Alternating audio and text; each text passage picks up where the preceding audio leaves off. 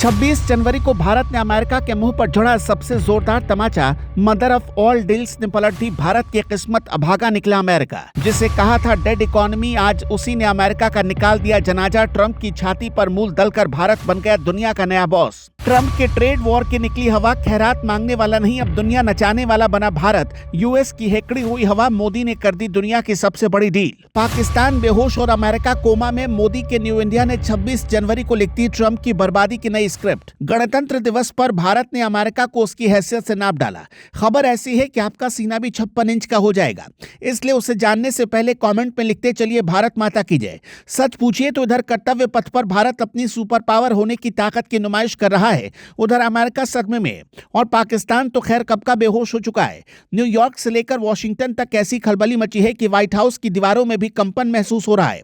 खबर आ रही है कि पछतावे में डोनाल्ड ट्रंप एस्पिरिन पर एस्पिरिन फाके जा रहे हैं, लेकिन उनके सिर का दर्द है कि जाने का नाम नहीं ले रहा।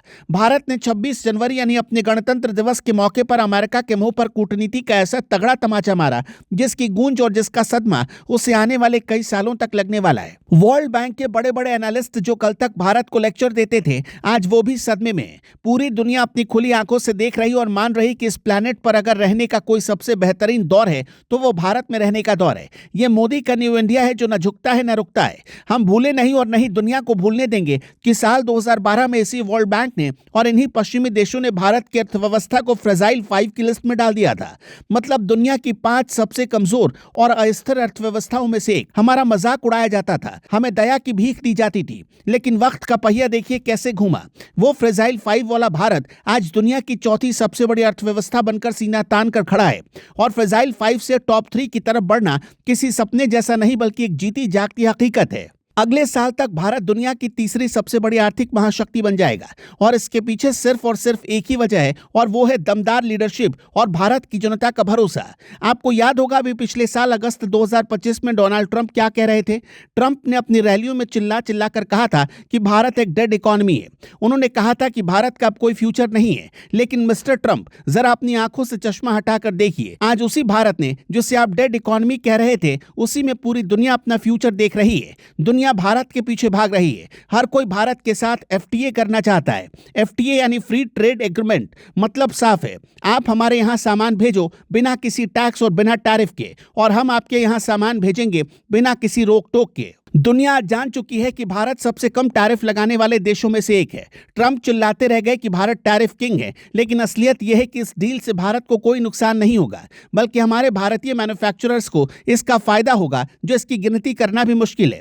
दुनिया की बड़ी से बड़ी कंपनियां जो अब तक चीन या वियतनाम भाग रही थी, वो अपना बोरिया बिस्तर समेटकर भारत दौड़कर आएंगी। इन सब के बीच जो सबसे बड़ी खबर है जिसने ट्रंप की नींद उड़ा दी है, वो है यूरोपीय संघ का फैसला। यूरोपीय संघ के अध्यक्ष उर्सुला वॉन डर लीन ने साफ साफ कह दिया कि यूरोप ने अपना मन बना लिया है। उन्होंने कहा कि हमने फैसला किया है कि भारत के साथ स्ट्रैटेजिक पार्टनरशिप करेंगे।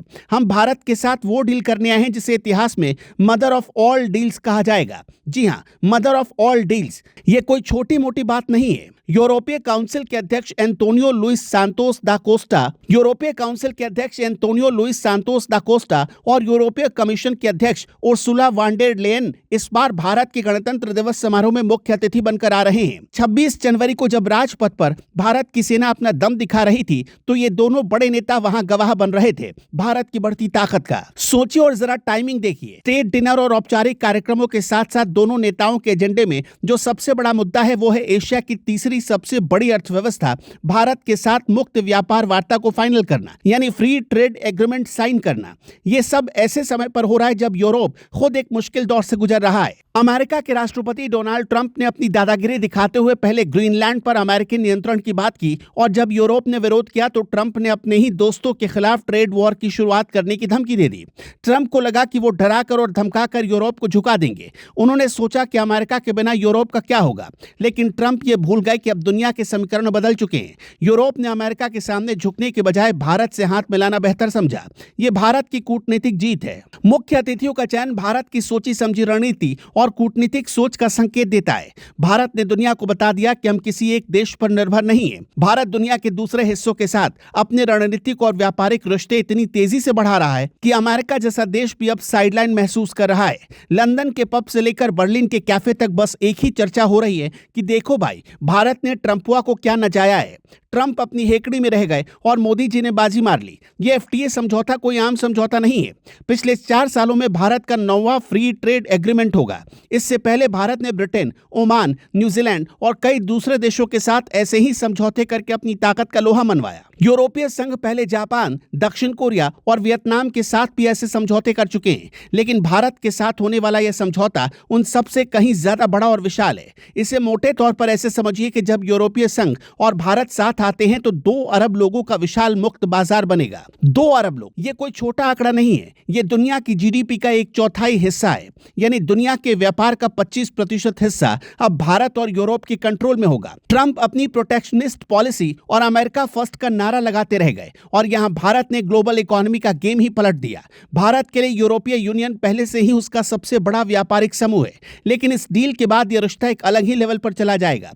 यह समझौता जनरलाइज्ड सिस्टम ऑफ प्रेफरेंसेस यानी जीएसपी की भी बहाली करेगा। अब आप पूछेंगे कि जीएसपी का क्या फायदा है, तो सुनिए, इसका मतलब है कि विकासशील देशों से यूरोपीय बाजार में आने वाले कई प्रोडक्ट्स पर अब कोई इंपोर्ट ड्यूटी या आयात शुल्क नहीं लगेगा। इसका सीधा फायदा हमारे देश के छोटे और मझोले व्यापारियों को होगा।